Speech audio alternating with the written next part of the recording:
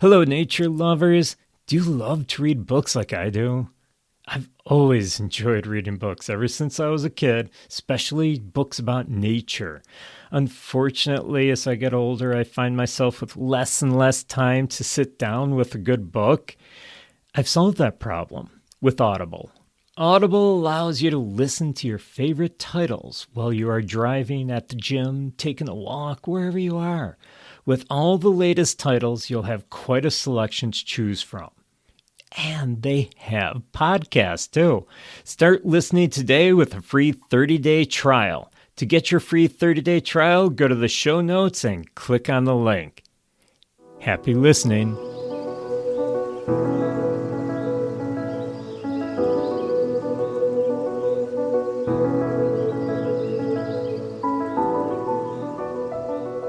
Welcome, friends, to the Nature Wanderer podcast. I'm Paul, your host, and if you didn't listen last week, you probably don't know where I am, but I did wander a little bit far this time. Yeah, I actually left the U.S. for the first time, other than Canada. This is the first time I've ever left the U.S. in a long time. I am down in Belize. If you're unfamiliar where that is, listen to last week's podcast. I explained all about where Belize is and all about the ecosystems in Belize. But today I want to talk about first part of my adventures in Belize.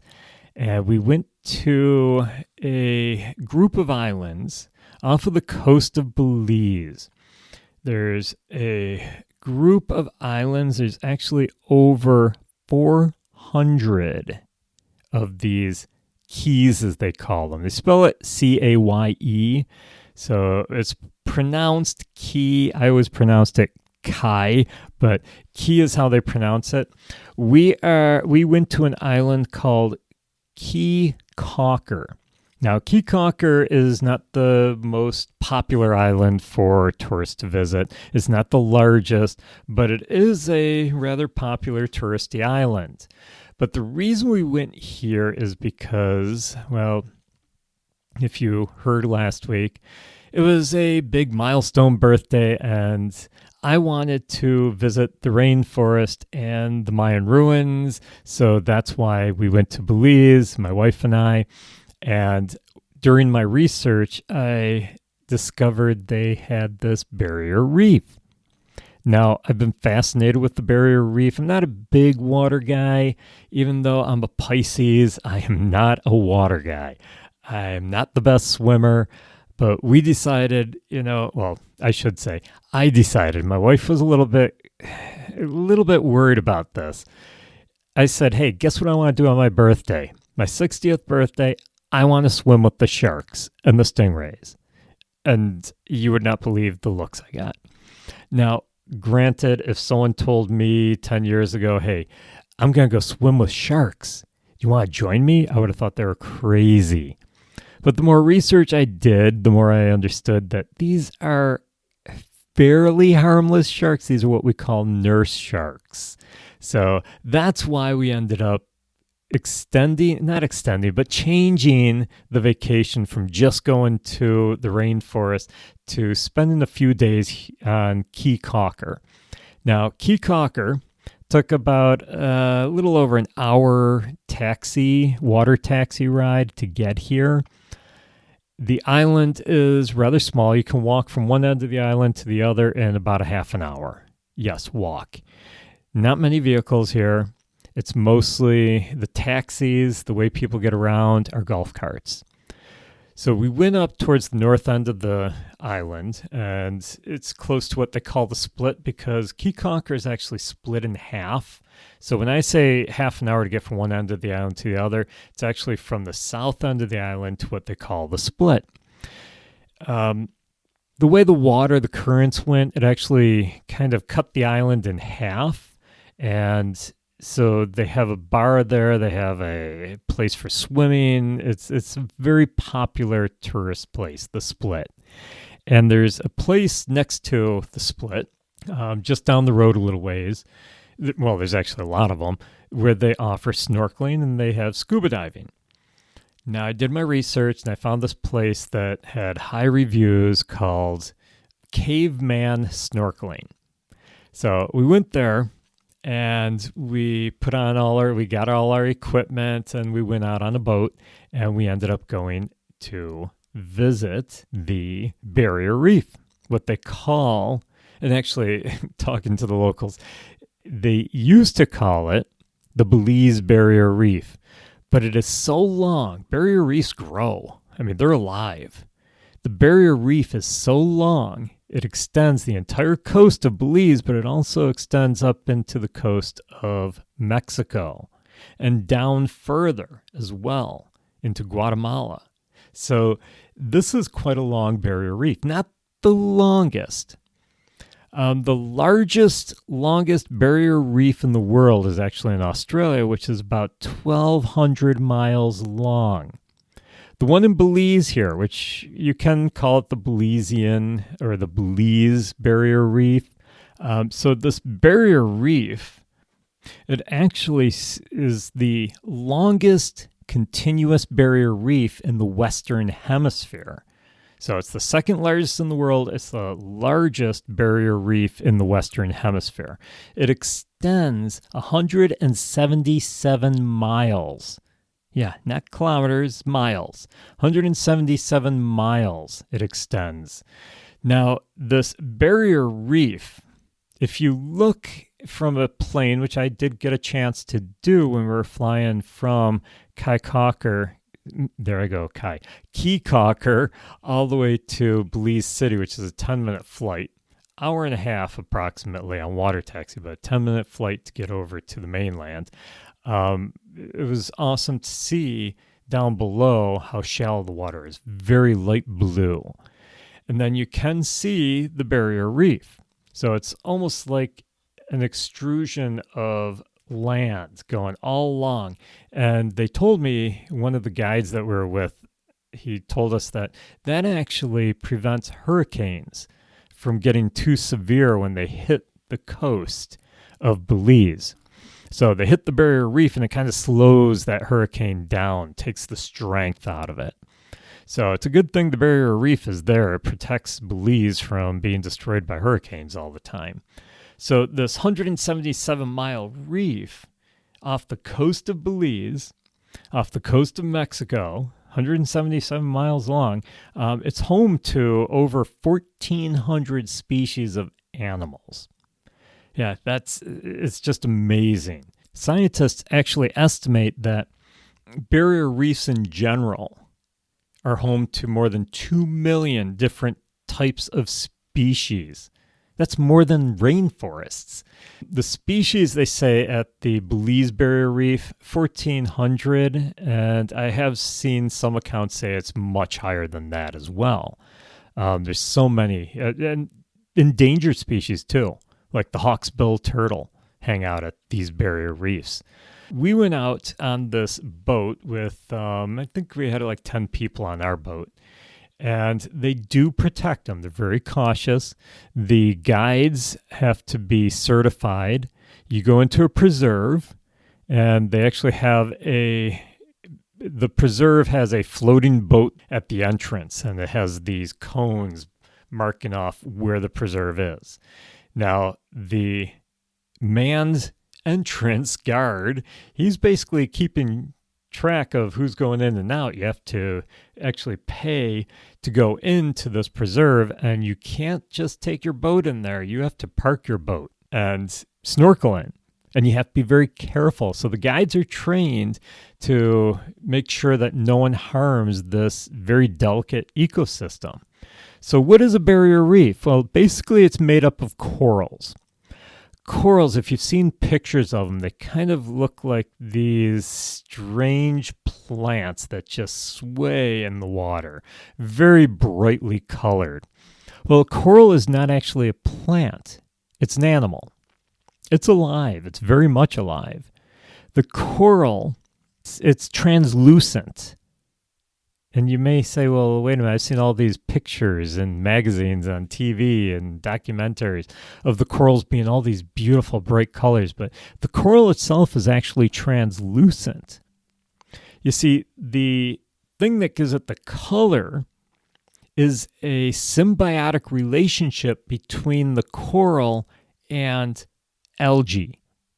And if you're unfamiliar with the term symbiotic, it means working in a relationship that benefits both parties. So the algae grows on the coral, and the algae is a plant, grows on the coral, it gets shelter, it gets protection. Now, through photosynthesis, the algae is producing nutrients, which it passes on to the coral. So the coral is benefiting from the algae being there by getting nutrients, and because of the nutrients and the shade that the algae gives to the coral, it also gets protection from the sun, too much sun. If it gets too warm, if it gets too much sun, then the coral could be harmed. Coral is a living creature, so it can be stressed.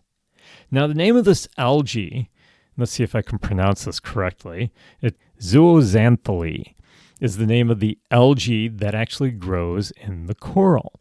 And that's what gives the corals its beautiful, vibrant colors. Now, when this coral gets stressed, when it gets stressed from pollution in the water, or lately it's been getting stressed from the water getting too warm. And you may ask, well, what do you mean it's getting too warm? Well, it gets too warm because of climate change.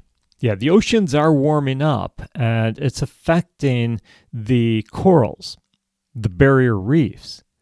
So the coral is getting stressed, and what it does is it gets rid of this zooxanthellae, the algae, gets rid of the algae, and therefore it starts getting rid of its color, its protection. And that's what we call bleaching. So you may have heard of coral bleaching. That's what's happening, is it's letting go of this algae. For some reason, when it gets stressed, it just gets rid of this algae, and so it doesn't have the protection. So it's actually harming the coral. The stresses, the warming water, the pollution, the coral is now more sensitive without that algae protecting it, and it could die. Now, when coral gets bleached, it isn't dead. It's still alive, and it can recover from it too, but it takes a while for it to recover. There have been major bleaching episodes throughout the past several years where the coral has turned all white and then it came back again. So the algae started to grow again. Now, corals will grow. Sometimes if they're very healthy, they'll grow out of the water because they're growing so much. But most corals are always in shallow water. And that's why the algae can live, because it needs the sunlight to grow. If it's too deep, can't grow, can't get the sunlight. That's what's happening with a lot of these coral reefs, is they're getting stressed because of climate change. When we went out on this boat, we did some snorkeling. Oh, that was fun. Remember what I said earlier, I'm not a great swimmer. Thank goodness they had life jackets. Now, they offered us life jackets, and I was happy I wasn't the only one on the boat who was putting one on. I says, yep, I'm not a great swimmer. I'll take one. And I started putting it on. I said, oh, no, you're putting it on wrong. It's like, wait a minute. I do kayaking. I've done canoeing. I know how to wear a life jacket. And our guide is like, well, if you want to do nothing but look at the sky, go ahead and keep putting it on that way. He says, but if you want to see all of the corals, the fish, the sharks, everything under the water, then you're going to put it around your waist. So it was a little bit of a different experience. We were fitted ahead of time with our mask and our snorkels. And, I was ready to go in. I was just excited about this. I want to see these corals up close. I want to see all the different fish. I want to see all the bright colors. So I got my mask on and I went under, and my mask starts filling up with water. I have a little bit, if you know me, if you've seen me before, I've got a little bit of a beard, mustache. So my facial hair was actually interfering with the seal on my mask. Now, it's over my nose. I've got the snorkel in my mouth. If you've never been snorkeling before, it's kind of a weird concept to just concentrate on breathing through your mouth only, not your nose. And I did get a little bit of the water in my nose, went into my sinuses, and that's salt water. Boy, did it burn. So I came up, gasping for air, emptying my mask out. Luckily, we had great caveman snorkeling. Can't recommend them high enough. They did a great job. He had extra masks there. He says, let's try this one. Let's put some Vaseline on the mask to, give it a better seal. So they're really trying their hardest to get that mask to fit right. It did work much better, and I was able to go under and see all these things. I had my GoPro camera with the special waterproofing case for it, and I was getting pictures of it. I'll put some of the videos that I took on my Patreon page. So if you're a Patreon member, you'll get to see some of the videos that I took. I might put one or two on social media as well, but most of them will be on the Patreon page. So if you want to see them, awesome. It didn't take a video of the one when I dropped my camera. Yeah, first time I went in the water, I had the GoPro, I had the strap on my wrist, and I jumped in the water and the strap broke, dropped right down to the bottom. Luckily, it wasn't very deep at that point. It was only maybe about 6 feet deep. Now, I've got a mask that isn't working at this point. I've got a life preserver around my waist, and I'm not about to jump in, and I cleared my mask. I'm looking around on the bottom for it. My wife saw what was going on, told the guide. He jumps right in, grabs the camera from the ocean floor there. Thank you very much. These guys earned their tip. I fixed the strap when we were going from one place to another, and it was fine the rest of the time. But so I did get some really awesome videos. But you'll notice if you see the videos, and I'll describe it here as I'm swimming along. We did see some rays that were swimming underneath us. We saw quite a few fish, different types of fish. At one point, we went to what they call Shark Alley, and we did have some sharks swimming around us, which was a little nerve-wracking, but kind of cool at the same time. I knew in my head, these are nurse sharks. I've got a dozen other people swimming around me, and they're not bothering them. We're good. But something that did amaze me when I was swimming through here is I kept looking for the bright colored coral, and I just wasn't seeing it. I was seeing beautiful corals, some oranges, some greens, saw a brain coral, which was kind of cool, but the bright colors weren't there. So this is a preserve that they're protecting. You can't go in here without permits. You can't go in with a motorboat. You can only snorkel in or scuba dive in. So this is an area that they're protecting, and yet it was still bleached. So the coral bleaching, I've seen it in videos, I've seen it in pictures, but here I was experiencing it firsthand, and part of me was excited to be swimming with all these fish and the sharks and seeing a coral reef firsthand. I mean, I've learned about it, I've taught about it, but here I was firsthand seeing it, and part of me was excited, and another part was kind of sad. It's like this coral reef is dying here. So, it was a little depressing at one point. Didn't last long because I had to go up and clear my mask of water again. But it was a little bit sad. I'm just glad that they are doing protections. And actually, something really neat, the Nature Conservancy has teamed up with Belize. They've made a deal for a Debt for Nature swap. So if you've never heard of it, look it up. It's pretty interesting. This is between Belize, the government of Belize, and the Nature Conservancy. They have made a deal with them where they will basically help pay off the Belizean debt, part of it, up to a certain amount of money. They've gotten sponsors for it, big companies that have put money into this. And what the money is going towards is, first of all, up until a certain year, the money is going directly into helping the coastal waterways.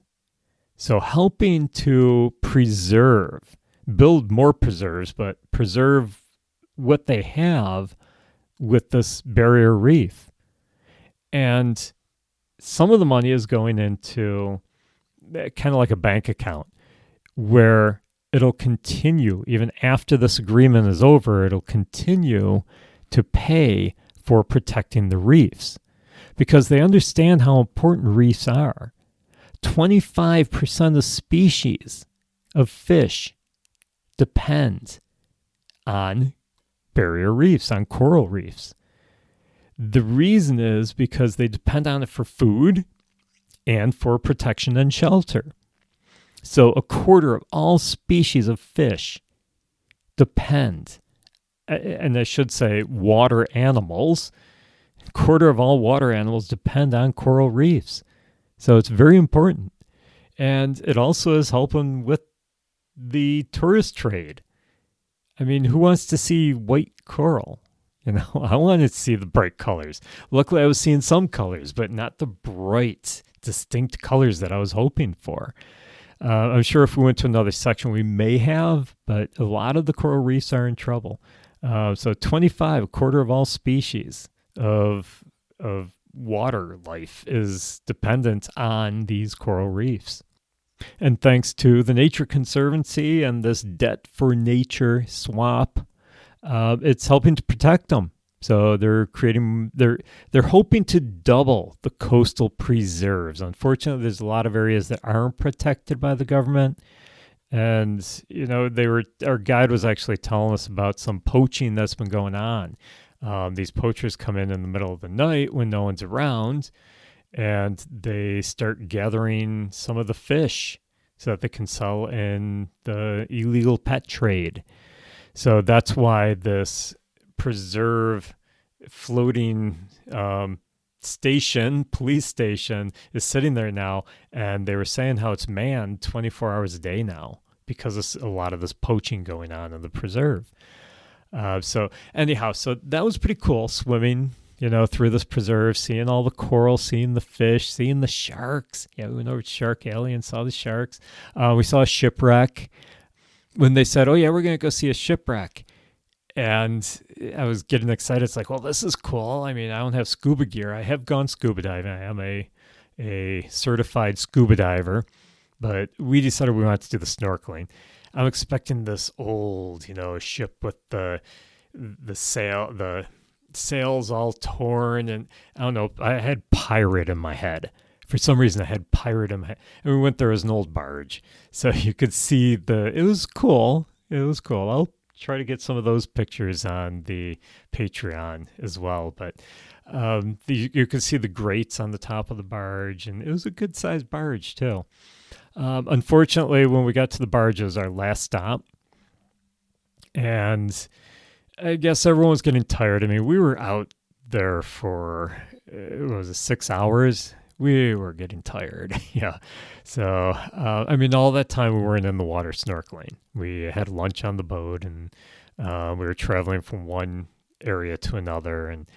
But we went to the stop for the shipwreck, and everyone was tired, and so they're taking their time getting their equipment on and going down the ladder.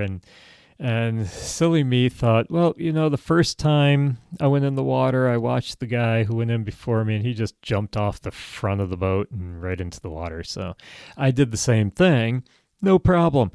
I had a life jacket on, so I didn't go under too much. And so I figured, I'm going to do that this time. Okay, now we are in an area where it was a little shallower, which is probably why this barge sunk. And the water was a little choppier, and there were some bigger waves, and the boat's rocking a little more. And my brain is just like, I want to get in and see this barge. So I went to the front of the boat, had my fins on, put my mask on, made sure it was nice and tight, got my snorkel on, and I jumped in. And I was too close to the boat, and my wife told me later, she's like, everyone asked on the boat, who was still on the boat, is he okay? Because I heard the big thunk. Yeah, it smacked my head right on the boat. Went under a little bit of the boat. Like I said, it was so choppy. The wave actually threw me into the boat as soon as I got in the water. And so, yeah, I had a bump on my head for the next few days. But anyhow, it was still really neat to see this barge under there. No pirate boat, but it is still good. Didn't get any gold or nothing either. So it was very exciting. Afterwards, we went over and fed the tarpon fish. You hold a little minnow. This was closer to shore. This is actually at Key Cocker. They have a section. There's a dock too. My wife Bev and I went to the dock a couple days before that, and we went to the feeding dock, and you hold these little sardines in your fingers. You have to hold your hand right because these big tarpon, which are like 6 foot long, come jumping out of the water and grab this right out of your hand. So it was kind of neat, but so that's all I got to say about the Barrier Reef, I guess. Fun time. You ever get a chance, do it. We didn't harm the reef at all. Our guides were very, very strict with their rules about no stepping down in the shallow areas. We made sure that we respected the reef because we want to protect it. So, well, that's about all I got to say about the Barrier Reef. And it looks like we've come to the end of our podcast here. I hope you enjoyed learning about it. We're going to learn a little bit more about Belize next week, so be sure to join me. And don't forget to bring your friends. Invite your friends to join us as well. If you haven't already, please hit the subscribe button. Take a minute to rate and review the podcast. If you have any nature questions or ideas for future episodes, please feel free to drop me a DM on my Instagram page, which is at @thenaturewanderer_ underscores in between each word, or my website at naturewanderer.org. You can also support the podcast by joining my Patreon, which will also give you extras, including videos like my underwater videos of the reef here, and education classes, pictures, and much more on the Patreons. Yeah, Patreons get quite a bit. Show your support of the podcast and your love of nature by supporting Nature Wanderer t-shirt, water bottle, backpack, puzzle, lots of stuff at my store, which can be found linked in the show notes or on my website. Have a great week and keep exploring the nature around you.